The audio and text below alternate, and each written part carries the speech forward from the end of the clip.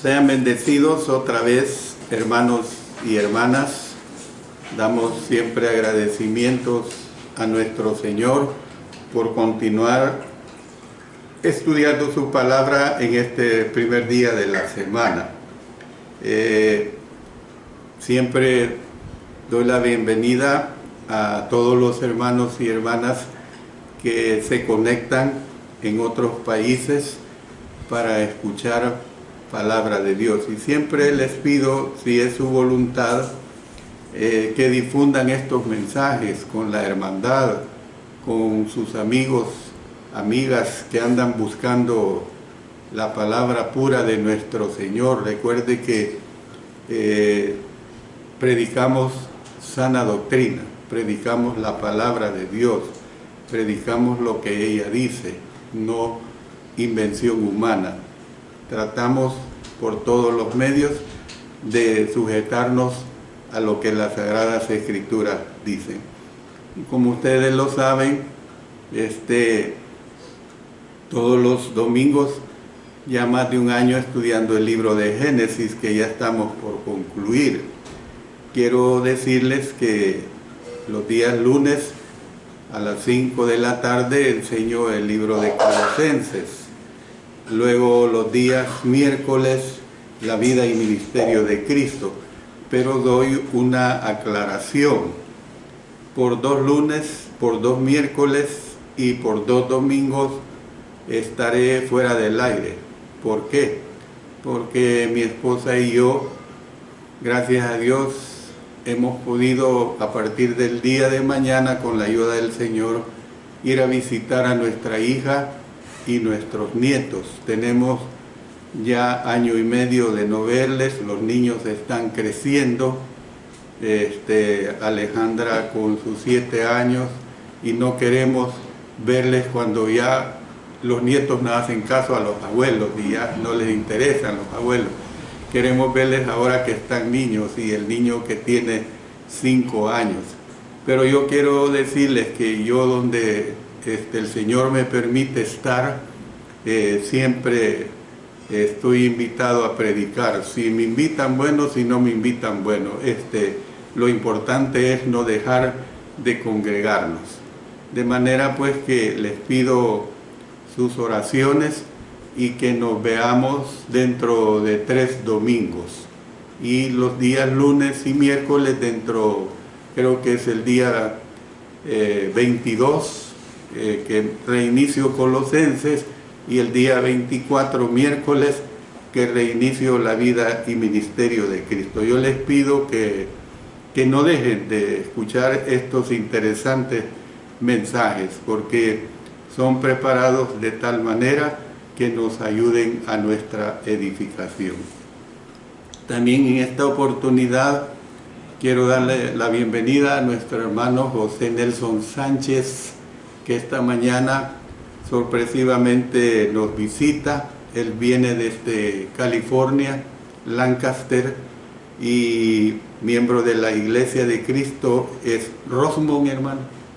Rosemont, California. Sea bienvenido, hermano José Nelson. Tocayo de Nelson, mi nieto, mi yerno, perdón. Que ya quisiera que fuera mi nieto. No, y es su hijo, hermano. Es mi hijo, hermano. Es su hijo. Siempre dicen que las hembras traen hijos cuando se casan. Verídico. Así es. Bueno, continúo con la palabra de Dios. Ya nuestro hermano Nelson ha orado por su servidor para hacer lo mejor delante de ustedes. Ahora voy a continuar siempre con este análisis de los hijos de Jacob, y ahora paso a Simón y Leví. Y esto está comprendido en los versos 5 al 7 de Génesis 49.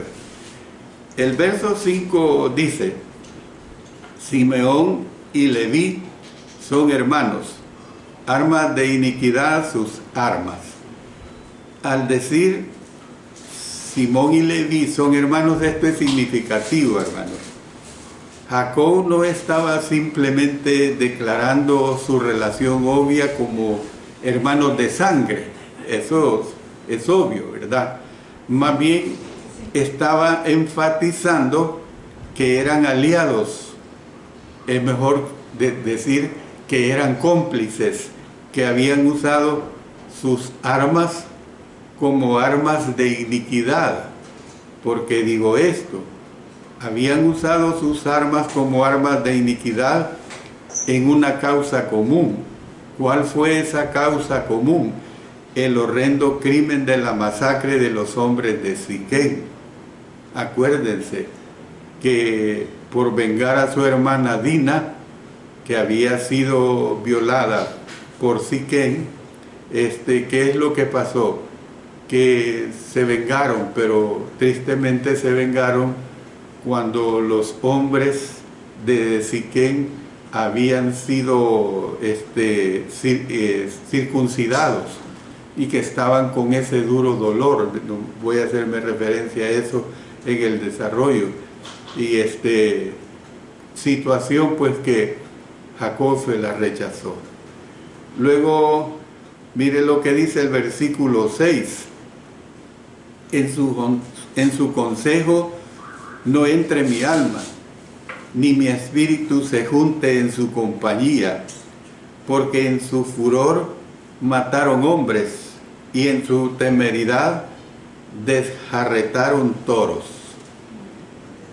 Su acto asesino produjo tan gran angustia en el alma de Jacob. La palabra nepesh del idioma hebreo es vida, vida o ser. Se lo repito, vida o ser. Que deseaba rehuir su consejo y no permitir que su espíritu, la palabra espíritu es la palabra hebrea kabod, con K y D al final, kabod, que significa vida o persona interior, significa vida o persona interior. Entonces, su acto asesino pues produjo tan gran angustia en el alma de Jacob que deseaba rehuir su consejo y no permitir que su espíritu se juntara en su compañía. La traición de estos dos hijos escapaba a la comprensión de Jacob. Dice aquí, en su furor mataron. ¿Qué es lo que está destacando Jacob? Lo que está destacando es, como quien dice, perdieron la razón. La ira pudo más y no aplicaron un castigo solamente al que debían castigar, que había abusado de su hermana Dina, sino que lo aplicaron a todo el pueblo. Fue algo totalmente injusto. Por eso dice, en su furor mataron a todos los hombres de Siquén, porque un hombre había violado a Dina. Fíjese bien, un hombre. El castigo era para este hombre, la hermana de ellos. Todo esto, usted recuerda que lo estudiamos en el capítulo 34 muy ampliamente. A Jacob le repugnó tanto el comportamiento de ellos que parecía no querer tener más que ver con ellos. Esta es la apariencia que se da, ¿verdad? Jacob no vivió tranquilo por este abuso despiadado que hicieron. ¿A cuántos mataron? ¿Ve? Al grado de que da la impresión que parecía no querer tener más que ver con ellos.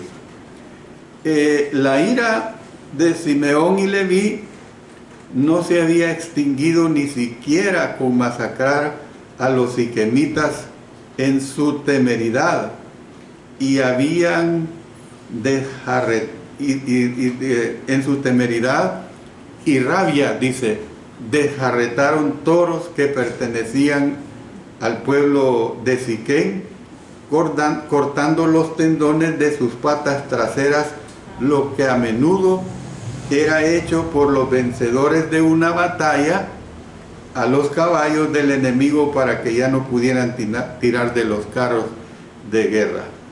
Sin embargo, los siquemitas no eran sus enemigos. Habían aceptado hacer un pacto de cooperación pacífica con la familia de Jacob. Acuérdense que esto lo estudiamos también detalladamente en el capítulo 34. Entonces, por lo tanto, además de homicidio en masa, porque eso fue lo que hicieron Simeón y Judá, los hermanos habían participado en actos de crueldad injustificados, destruyendo la fuerza y utilidad de los toros. La palabra, les doy explicación, la palabra desjarretar es dejar sin fuerza a alguien, o sea, agotarlo.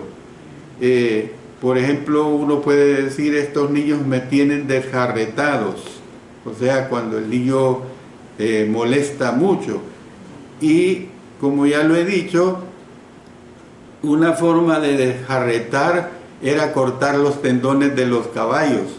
O sea, solo usted imagínese sus piernas, que le corten las venas entre el muslo de sus piernas traseras, o sea, lo que llamamos la pantorrilla. Ahí muere toda fuerza. Entonces era lo que hacían. En otras palabras, ellos desjarretaron la voluntad de Dios de parte de ellos, no que Dios haya sido debilitado, no. En el sentido de que no permitieron pues que Dios siguiera obrando en ellos de una forma correcta. Por eso miren lo que dice el versículo 7. Maldito su furor, que fue fiero. Fíjense que claro, maldito su furor, que fue fiero. La fiereza es algo una cólera, una ira extrema. Y su ira, que fue dura, dice: yo los apartaré en Jacob y los esparciré en Israel. Entonces, Jacob maldijo a estos hijos porque su furor fue fiero y su ira fue dura. Hablando pues como el portavoz, o sea, el portavoz era un profeta. Y voy a dar una nota aclarativa de la palabra profeta. La idea bíblica de un profeta consiste en alguien que habla en nombre de otro, como su vocero. Moisés había de ser el portavoz, o sea, el profeta de Dios, que hablaría sus palabras a Aarón.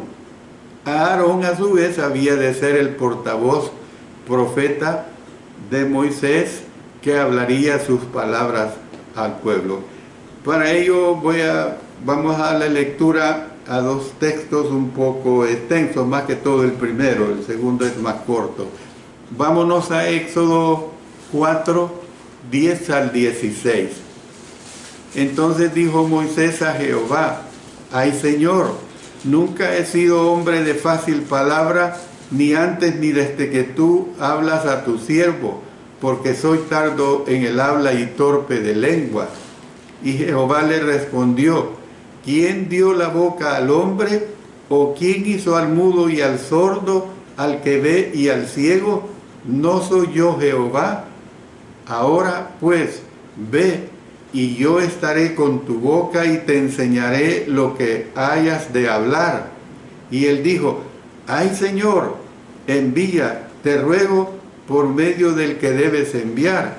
Entonces Jehová se enojó contra Moisés y dijo: ¿no conozco yo a tu hermano Aarón, levita, y que él habla bien?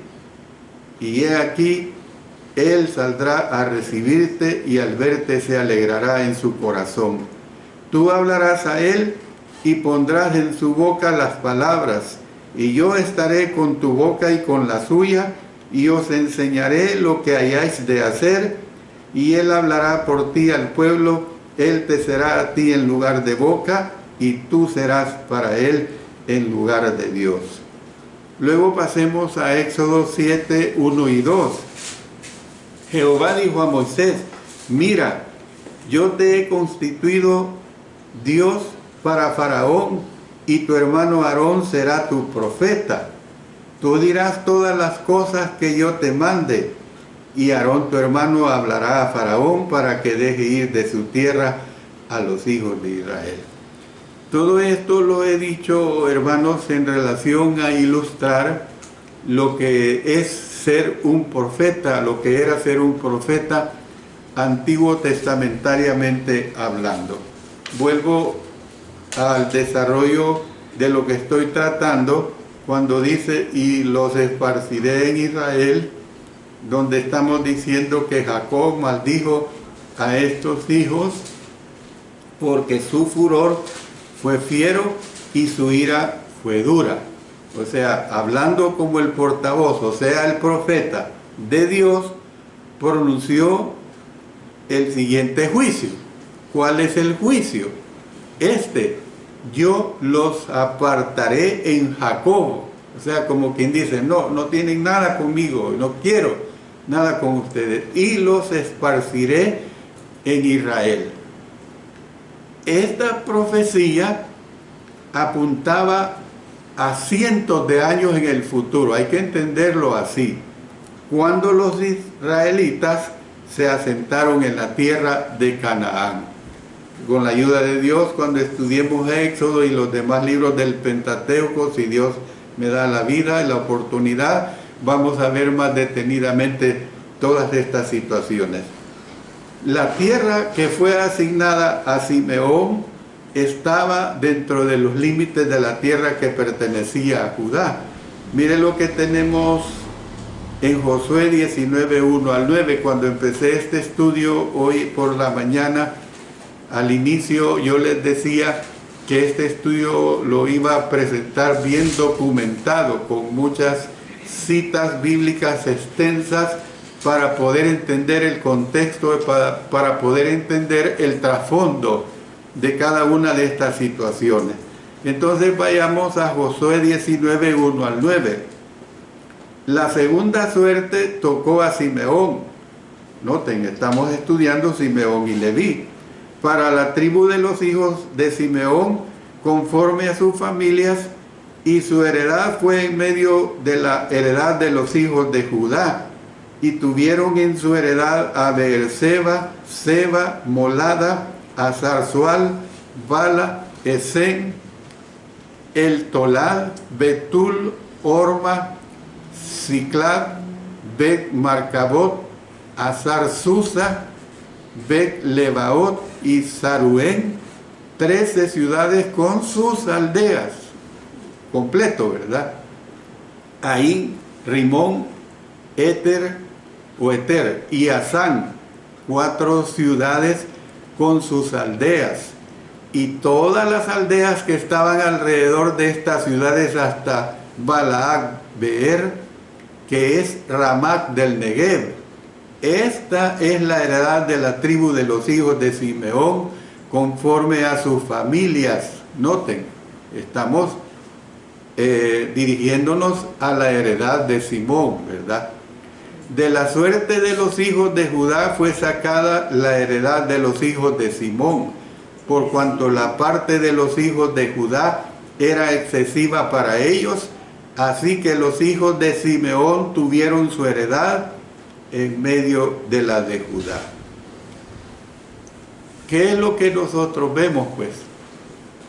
En vista de que a los descendientes de Simeón no se les menciona en la bendición de Moisés, yo le voy a mencionar nada más. Si usted, si quiere adentrarse más, le recomiendo que en sus estudios, cuando haga repaso de esta lección, siempre les recuerdo que quedan grabadas, puede estudiar todo el capítulo 33 de Deuteronomio. Entonces, y a su tribu rara vez se le refiere más adelante en el Antiguo Testamento. Puede que hayan perdido su identidad propia al ser absorbidos por la tribu de Judá, o sea, la tribu de Simeón, al ser absorbidos por la tribu de Judá. Los levitas se convirtieron en la tribu sacerdotal. Recibieron precisamente 48 ciudades esparcidas por todas las tribus. Usted también puede estudiar en forma personal, si usted lo desea, anótelo, el capítulo 21 de Josué. Allí se describen sobre estas 48 ciudades. Sin embargo, no se les concedió tierra separada aparte del resto de los hijos de Israel. Mire lo que nos dice Josué. Vamos a leer verso 14 y después nos pasamos a los versos 32 y 33. Pero a la tribu de Leví no dio heredad. Los sacrificios de Jehová, Dios de Israel, son su heredad, como él les había dicho. Versos 32 y 33. Esto es lo que Moisés repartió en heredad en los llanos de Moab, al otro lado del Jordán de Jericó, al oriente. Mas a la tribu de Leví no dio Moisés heredad. Jehová, Dios de Israel, es la heredad de ellos, como él les había dicho. Bueno, esto es básicamente lo que podemos decir de Simeón.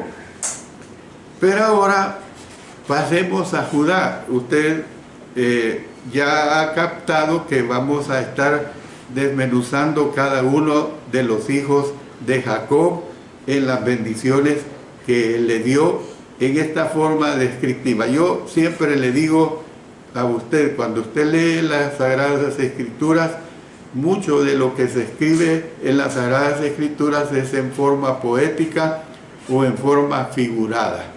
Entonces usted tiene que entender mucho de ese lenguaje figurado que se presenta. Hablemos ahora acerca de Judá. Judá está comprendido en los versos 8 al 12. Mire lo que dice el versículo 8. Judá, te alabarán tus hermanos, tu mano en la cerviz de tus enemigos, los hijos de tu padre se inclinarán a ti. Entonces, Judá fue el cuarto hijo de Lea y el cuarto hijo de Jacob. Cuando nació, su madre estaba diciendo, esta vez alabaré a Jehová. Al tiempo que le daba su nombre, miren lo que recortemos en Génesis 29:35.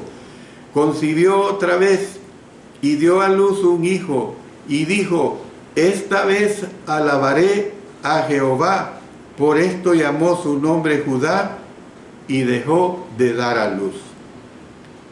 En su juventud, Judá fue uno de los hijos de Jacob que odiaba a José. Usted recuerde bien eso. Y sugirió a sus hermanos que hicieran algo de dinero vendiéndolo como esclavo. Esto lo vimos ampliamente en el capítulo 37. También tuvo relaciones sexuales con Tamar, su nuera, de la que creyó era una prostituta en ese momento. Esto también lo estudiamos detalladamente en Génesis 38. Sin embargo, Judá, fíjense cómo cambian las cosas y cómo es que tiene que ver el arrepentimiento que se da en las personas. Judá se redimió a los ojos de Jacob y sus hermanos cuando él ofreció, mejor dicho, permanecer en Egipto como esclavo de por vida a cambio de la libertad de Benjamín y que éste regresara a casa con su padre en Canaán. Él no quería pues que se diera un segundo sufrimiento en relación al episodio que se había dado con José, que nosotros lo conocemos perfectamente. Judá sabía que Jacob jamás se había recuperado de la pérdida de José. Si perdía a Benjamín, ciertamente moriría con su corazón quebrantado. Y esto también lo estudiamos en el capítulo 44. Entonces, sobre la base de este gesto, Jacob se dio cuenta de que Judá había madurado en el tipo de persona que podría ser el líder de su familia y dar ejemplo de acuerdo, mejor dicho, de adecuado liderazgo para sus descendientes. Entonces, por lo tanto, la descendencia de Judá se convirtió en la tribu, óigase bien, la tribu más importante y más grande de la tierra prometida. Usted recordará, y mejor dicho lo vamos a estudiar cuando vemos que de esta tribu fue la descendencia de nuestro Señor Jesucristo.